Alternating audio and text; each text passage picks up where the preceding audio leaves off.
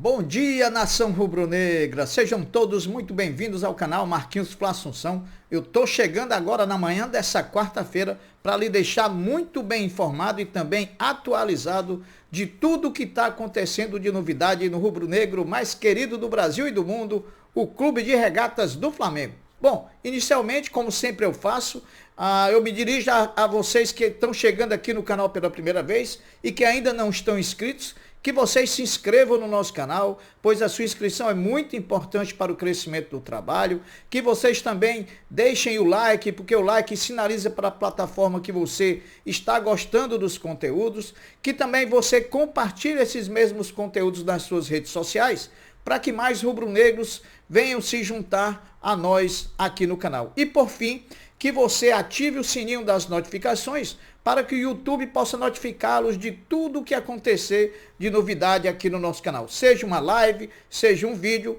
assim que for editado, você vai ser notificado. Bom, sem maiores enrolações, vamos às notícias, porque hoje não é brincadeira não. Hoje tem muita notícia, pessoal. O time do Flamengo ainda encontra-se de folga até amanhã, na quinta-feira, quando se reapresenta às 9 horas da manhã. Porém, os bastidores do clube passam a ser notícia e dois acontecimentos importantes chamaram a atenção e dividiram as opiniões da torcida rubro-negra. Ainda tem mais aí notícia pela frente em relação a isso, né? Na noite da última segunda-feira, o Conselho Deliberativo do Flamengo, em reunião extraordinária, julgou o recurso do associado benemérito Marco Aurélio Assef e manteve a punição por 147 votos a 96, a punição que tinha sofrido o benemérito Marco Aurélio Assef. Com isso, o benemérito está inelegível na próxima eleição em 2024. Lembrando que o próprio Marco Aurélio Assef, na eleição passada, já foi adversário de Rodolfo Landim.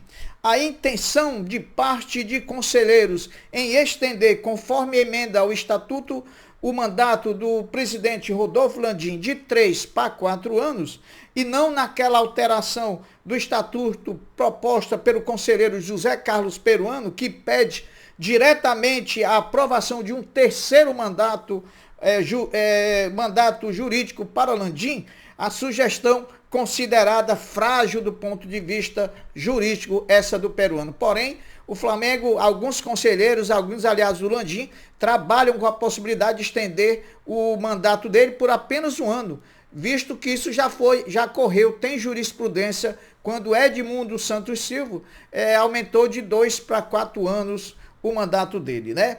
Como opinião, eu entendo que as regras do jogo devem ser mantidas, né, para Rodolfo Landim. Afinal de contas, ele foi eleito para 3 anos e não para 4 anos, como querem. Que mude, pode até mudar para 4 anos, mas que os efeitos sejam apenas sentidos na próxima eleição, na próxima gestão e não nessa. Em relação à segunda, somos totalmente contrários a um novo mandato de 3 anos para o presidente Landim, porque acreditamos na alternância de poder e não na perpetuação desse mesmo poder. Bom, o Flamengo, enquanto diretoria e gestão de futebol, leia-se vice de futebol mais diretoria executiva, adotam frieza, né? Mesmo com as cobranças da torcida e também do próprio treinador em relação às contratações ainda nessa janela que se encerra no próximo dia 3 de abril. A atitude da diretoria e da vice-presidente de futebol é justificada por quererem dar o tiro certo, por quererem tentar não errar nessas contratações, ou simplesmente porque é uma forma indireta de fritar o treinador. Comente aí no vídeo, pessoal, o que é que vocês acham que está acontecendo, por que é que o Flamengo não está contratando, se é porque o Flamengo quer ser assertivo na contratação, ou se é porque o Flamengo está realmente querendo fritar já o treinador. Bom, sobre a performance de Matheus França, que foi muito diferente no último jogo contra o Vasco da Gama.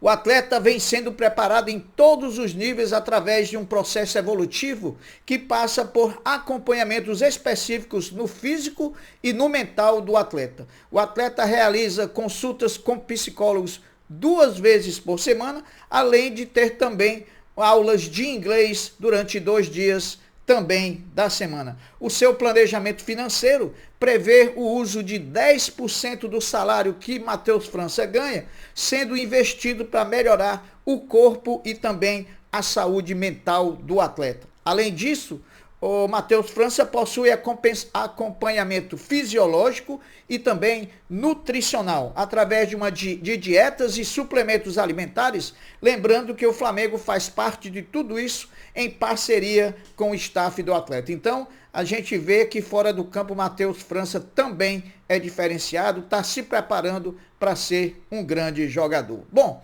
a Conmebol divulgou os potes definitivos para o sorteio da fase de grupo da Libertadores 2023, que vai acontecer no dia 27 de março em Luque, no Paraguai, e determina o Flamengo como o atual campeão da Libertadores, pertencente ao grupo A da fase de grupos, né? Lembrando que esse sorteio do dia 27 da fase de grupo vai ser realizado às 21 horas. O Flamengo Basquete, o orgulho da nação, voltou a jogar ontem pelo NBB 2022-2023 contra o Cerrado Basquete em Brasília e conquistou mais uma vitória para o nosso Mengão. O Flamengo Futebol Feminino jogando ontem pela manhã na Gávea contra o Vasco, partida válida pela Copa Rio Feminina, torneio estadual organizado pela FES. O Flamengo Feminino ganhou por 3-1. O Flamengo jogou com o time alternativo, já que coloca o time titular para disputar o brasileiro. Marcaram para o Flamengo as atletas Gica, Duda Rodrigues e também Rayane. Com o resultado, o time do Flamengo assumiu a liderança da competição. Bom, os jogadores Matheus Gonçalves, Vitor Hugo e Mateusão descem hoje do profissional para o Sub-20 e vão reforçar o Mengão Sub-20 no Brasileirão contra o Bragantino às 15 horas na Gávea, jogo válido pelo brasileiro da categoria. A Libra, Liga do Futebol Brasileiro, reunidos agora em março pela primeira vez, simularam uma tabela de simulação de como seria a distribuição do dinheiro em 2021, caso já valesse a fórmula proposta pela Liga. Pela tabela, o Flamengo receberia, era o primeiro lugar em valores, né? Receberia a quantia de 398 milhões, seguido do Corinthians com 355, do São Paulo com 305, do Palmeiras com 294 e do Fluminense com 264. O time com menor receita seria o Cuiabá com 119 milhões, lembrando que isso é só uma tabela de simulação. O jogador craque da camisa 14 do Flamengo, Arrascaeta, tem ida ao CT ou nessa quarta-feira, prevista para que ele possa passar por uma reavaliação médica. A intenção é ter a certeza ou não se há possibilidades do craque da camisa 14 estar disponível para o treinador Vitor Pereira na partida de ida, válida pelas finais do Campeonato Carioca contra o Fluminense, marcada para o dia 1º de abril no Maracanã.